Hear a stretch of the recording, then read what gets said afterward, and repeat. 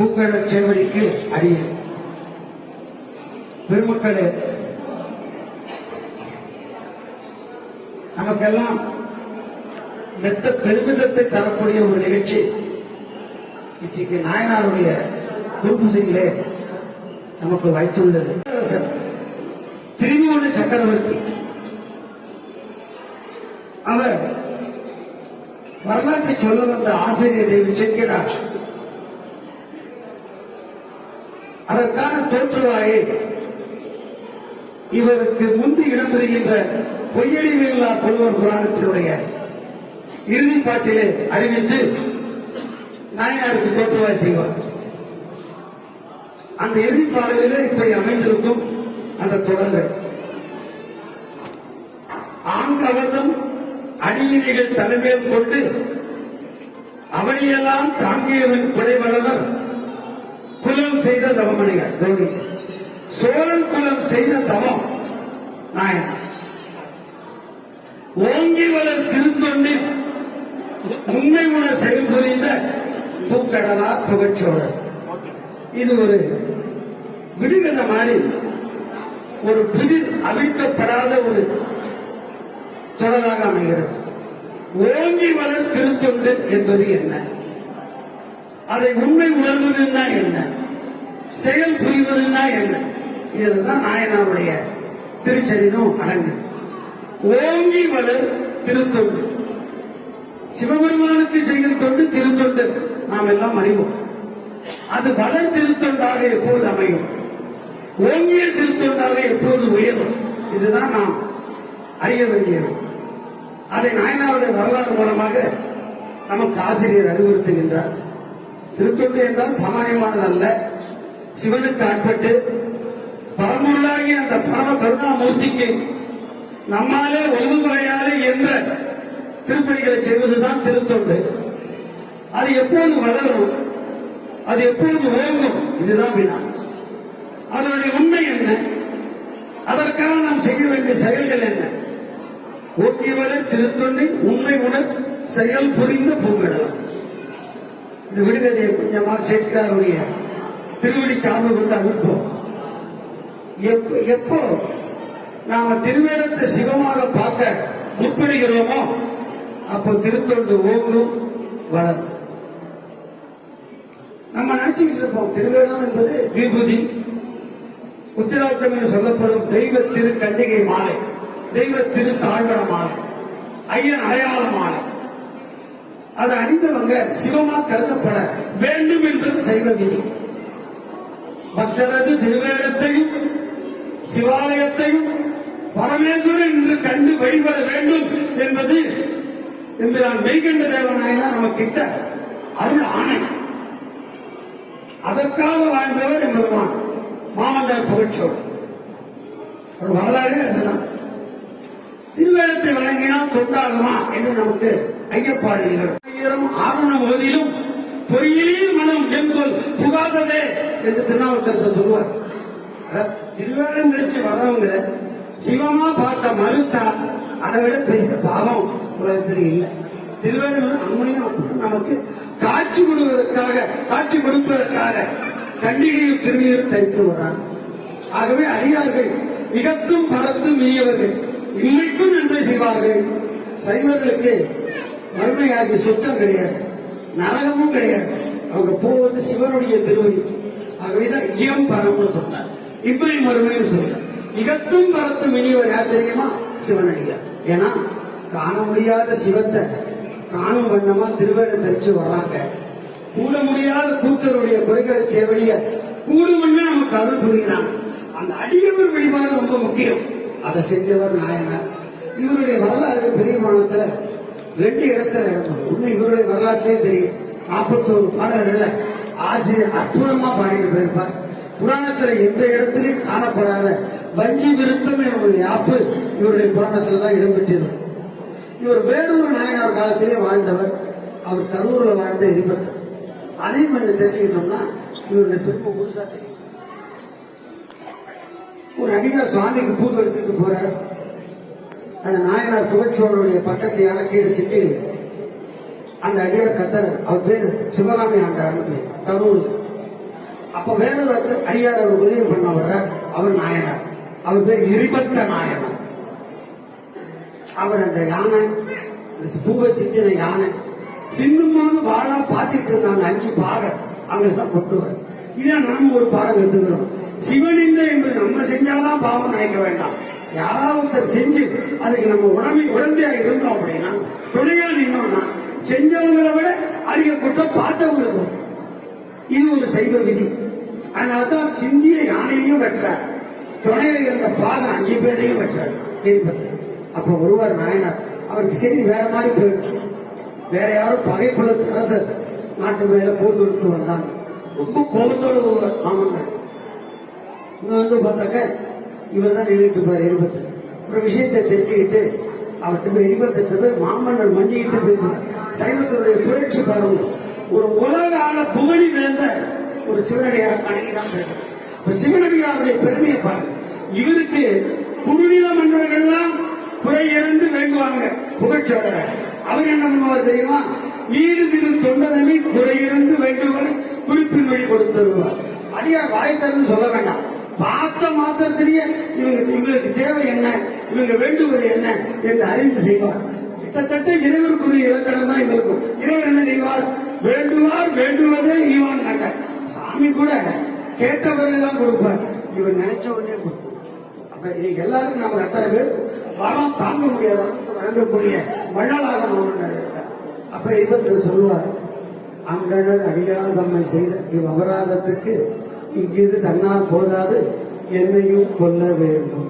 இதான் சைவம். இதான் அடியாருக்கு தீங்கு பண்ணிட்டோம் அப்படின்னா நம்ம உயிரை கொடுத்துதான் பிராய்ச்சித்தை பண்ணணும் என்று பெரிய விதிக்கு நீங்க நடைமுறையில எங்கேயும் காண முடியாது. இப்ப இவருடைய வரலாற்று வரும். இந்த உறந்தை உலகில் வர அணிக்கெல்லாம் உள்ளூர் ஊரா முறைவு என்று செங்கிறார் சொல்றார். இந்த ஊருக்கு பேர் செங்கிறார் இருக்கிற அளவில் பெரும் புகழ் நகரம் நாயனார் புகழ்ச்சோழர் என்பது போல அவர் தலைநகராக கொண்டு ஆண்ட இந்த உறையூரும் அளவில் பெரும் புகழ் நகரம் என்று நமக்கு அறிவிக்கப்படுகிறது. இதிலிருந்து ஆள்றார். ஒரு ஆட்சி எப்படி அமைய வேண்டும் என்பதற்கு ஒரு எடுத்துக்காட்டாக நாயனாருடைய அரசாட்சி அமைகிறது. திருக்கோவில்ல வழிபாடு நடக்கணும், அடியாருடைய குறை தீரும். இதுதான் நல்லாட்சியுடைய அது சொல்லுவார். பிறை வளரும் சென்றடையார் பேரு சிவ ஆலயமெல்லாம் நிறைபெறும் பூசனை விளங்க நீடு திரு தொண்டதமை குறைகிறது. பாருங்க, சாமிக்கு வைக்கும் போது 1.5 அடி வச்ச, அடியாருக்கு வைக்கும் போது 2 அடி. அந்த பாட்டுல அப்படி மொத்தம் 4 அடி பாட்டு. அது 2க்கு மேல அடியாருக்கு தான் போகுது. 1 அடி தான் சாமிக்கு போகுது அப்படின்னா தெரியுது. சாமியோட பல மடங்கு போட்டி பேணத்தக்கவர்கள் அடியார்கள். அதான் நாம கத்துக்கணும். ஆக அடிய நீடு திரு தொண்டதமை குறைகிறது. இவர் வேண்டி கேட்பார், உங்களுக்கு என்ன வேணும்? மன்னர் போல அப்படியே சிங்காசனத்தில் உட்கார்ந்து மற்றவங்களை மண்டியிட வைக்க மாட்டார். அடியார பார்த்தா இவர் மண்டியிடுவார். இந்த மாதிரி நம்மளால புரிஞ்சுக்க கூட முடியாது. இந்த காலத்தில் குறையிருந்து வேண்டுவன குறிப்பின் வழி கொடுத்தவர்களை முறை புரிந்து ஆட்சிக்கு எது தெரியுமா? முதன்மை திருநீர். திருநீற்று முதல்லையே பாலிப்பார். இப்படி இருக்கிற நாயனார் இந்த மாமன்னர் புகழ்ச்சியுடன் கரூர் எங்களுக்கு ஒரு தலைநகரம் தான். ஒரேலூர், கரூர், தாவரிப்பூம்பட்டினம், திருவாரூர், திருச்செங்கல்லூர் 5 தலங்கள் உங்களுக்கு தலைநகரமா இருக்கு. இங்க கரூர் போறார்.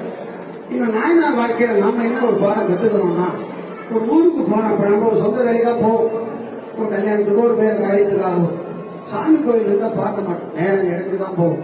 நாயனார் பெருமக்களை என்ன பண்ணுவாங்க? அம்மையப்பரை வழிபட்ட பிறகுதான் தங்களுடைய சொந்த அலுவலுக்கு போவாங்க. அதே போல இந்த நாயனாரும் கோயிலுக்கு போய் ஆணிலையப்பர், அந்நிலை அருணார் வாழ்வது ஆணிலை என்னும் கோயில் என்று பிரிவாங்க சொல்லும். அங்க போய் சாமியை வழிபட்டுட்டு அத்தாணி மண்டபத்துல கொல்லு மண்டபத்துல வீட்டிலிருந்து அந்த அரசாட்சியை மேற்கொள்கிறார். குறுநில மன்னர்கள் எல்லாம் இவரிடத்தை மண்டியிட்டு கப்பல் செலுத்துகிறார்கள், திரை செலுத்துகிறார்கள். அரசாட்சி கிரமப்படி கேட்கிறார் மந்திரிகளை. மந்திரிகளுக்கு ஒரு பெயர் வச்சார் செல்கிறார். உணர்வு நிறை மதிநீடு அமைச்சர். உணர்வுனால நிறைஞ்சிருக்கணும், அறிவுனால நீண்டு இருக்கணும். உணர்வு நிறை மதிநீடு அமைச்சர் என்று மந்திரிக்குரிய இலக்கணத்தையும் ஆசிரியர் சொல்லுவார், தேவி சேர்க்கிறார். ஏன்னா அவரே முதல் மந்திரியா இருந்தவர் அல்லவா. நம்ம கப்பல் செலுத்தாத யாரும் நம்ம விட்டார். அப்ப மந்திரிகள் சொல்றாங்க, ஒருத்தர் இருக்கார், அவர் மலையே அரணா கொண்டு இருப்பதனால எதிர்த்து துணிந்து கப்ப செலுத்த முன் வருவதில்லை. யாரும் அதிகமா அவைக்கு நெல்லிக்கறி கொடுத்தாரு, அதே அதிகமாக அவர் நம்மகிட்ட கப்ப செலுத்தினோன்னு மாமன்னர் நகைக்கிறார். புன்முருவர் போட்டு உங்களை நிறுத்தரிக்கக்கூடிய படைகளா எடுத்து செல்லுங்க, போர் தொடங்க அப்படிங்கிற அடல் வளவ ஆணையினால் அமைச்சர்களும் புறம்போந்து கடல் அணைய நெடும்படையை கைவகுத்து மேற் செல்வார். ஆசிரியர் அழகான சில வஞ்சி விருந்தங்களாக சொல்வார். கைமுடு கைமதி புத்தின அயமுடு அயமொழி முட்டின வயவர் முற்றனர் வியனமர் வெயிலிடம் மிக்கது மலையோடு மலைகள் வளைந்தன அலைமத அருவி கொடிப்பொடு சிலையின் விசையில் இசைத்தது கொலைமத கறி கொலை முற்றது. அது ஒரு செய்தி தெரியும். சோழ சைன்யத்து வீரர்கள் இருக்காங்களே, வெற்றி அல்லது வீரமரணம் கொள்கை உடையவர்கள். உண்ட ஒருவேளை சோத்துக்காக ஆவியை கொடுப்பாங்க. பழைய பாருங்கள, ஒருவேளை சோறு சாப்பிட்டதுக்காக மாமன்னருக்காக தமது இன்னுயிரை நீக்கக்கூடிய அளவுக்கு அவங்கள்ட்ட கொள்கை பிடிப்பு இருந்தது. அந்த காலத்து வீரர்கள் போர்ல வடக்கு இவங்களுடைய சேனதான செய்யும். சோழ சேனை வெற்றி பெறுது. அதிகமான் காட்டுக்குள்ள ஓடி போய் தப்பிச்சுக்கிறார். அந்த அதிகமான் நாட்டில் இருக்கிற பெண்கள், யானை, குதிரை, மற்ற செல்வங்கள் இவற்றையெல்லாம் கட்டி சோழ நாட்டு கொண்டு வராங்க. பெண்களையும் ஆட்சிக்கு வராங்கன்னா அவங்களுடைய கற்பு நிலை பாதிக்கக்கூடாது. மாமன்னருடைய ஆட்சியிலே மகளிர் நலம் காக்கப்பட வேண்டும் எனும் கொள்கையினாலே அதிகமான நாட்டை சார்ந்த பெண்களும் இங்கே சோழ நாட்டுக்கு கொண்டு வரப்பட்டு அவங்களுக்கு தக்க பாதுகாவல் அளிக்கிறார் பால் உயர்வர்கள். என்ன பண்ணாங்க? பழைய கால முறைப்படி எதிரி சைனியத்தில் இறந்தவருடைய தலையெல்லாம் வெட்டுப்பட்டு துண்டாகி இருக்கும் தலையெல்லாம் மதில வைக்கிறாங்க. மாமன்னர் பார்வையிட வருகிறார். மண்ணுக்கு உயிரானும் மன்னவனார் எண்ணி பெருகும் தலை யாவையும் நன்னி குடலும் தலை ஒன்றை நடு கண்ணுற்றுவோர் புதுச்சடை கண்டனர். பல தலை ரத்தம் உருகிட்டு இப்பதானே அந்த தலை வெட்டப்பட்டிருக்கு. அதுல ஒரே ஒரு தலை சடையோடு. அதனாலதான் பிறைவளரும் செஞ்சடையான் என்று ஆசிரியர் சொன்னார். இவருடைய ஆட்சியில சடைக்கு முக்கியம். சடை என்பது இறைவனுடைய சர்வஞ்சத்துவம் உற்றுணர்வை குறிக்கும். இறைவன் எல்லாவற்றையும் அறிந்தவாறு அறியக்கூடிய ஆற்றல் உடையவன் என்பதை காட்ட அவரது சடைதான் இலக்கணமாக பார்த்த உடனே நடுங்கிறார். ஏன்னா இவருடைய மனதில் ஒரு அடியார் எதிரி சைனியத்தை சேர்ந்தவர் தான். இங்க ஒரு பாடம் கத்துக்கிறோம். சைவம் என்பது காலம் கடந்தது, எல்லை கடந்தது, தேசம் கடந்தது.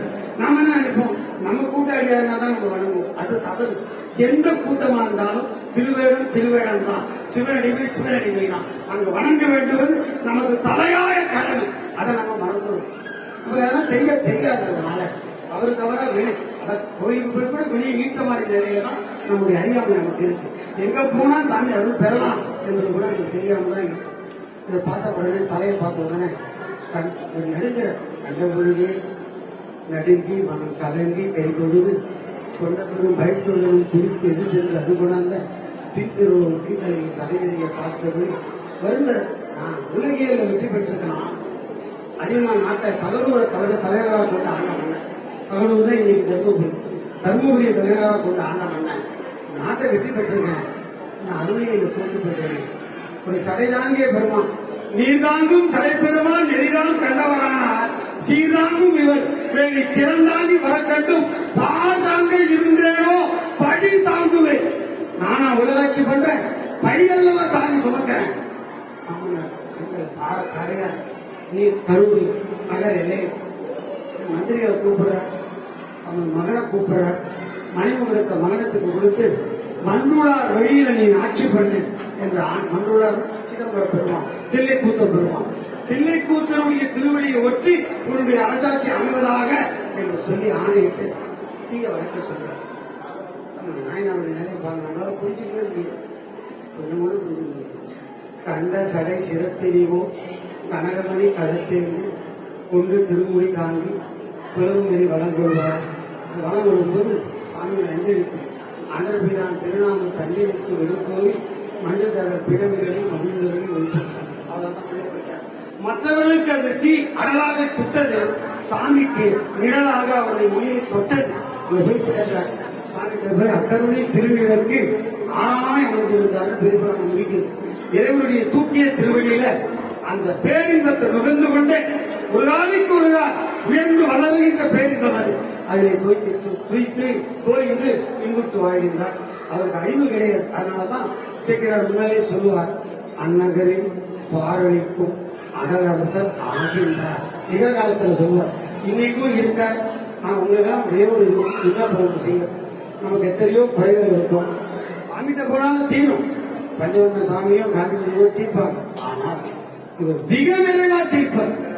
அவ்வளவு ஆற்றலுடையவரா குறையிருந்து வேண்டுவர் குறிப்பின் வழி கொடுத்தவர். நம்ம வீட்டில் ஏதாவது ஒரு சங்கடங்கள் இருக்கும், பிரச்சனைகள் இருக்கும். ஒரு நொடியில் அந்த பிரச்சனைகளை தீர்க்கக்கூடிய உயர் பெரும் தொண்டு செய்தவர், ஓங்கி வர திருத்தொண்டு புரிந்தவர் என்பருமான் நாயனார். புராணம் மூலமா நம்ம ஒன்று தெரிஞ்சுக்கிறோம். திருவேகத்தை சிவமா பார்த்து உயிர் நீத்த நாயன்மார்கள் 3 பேர்.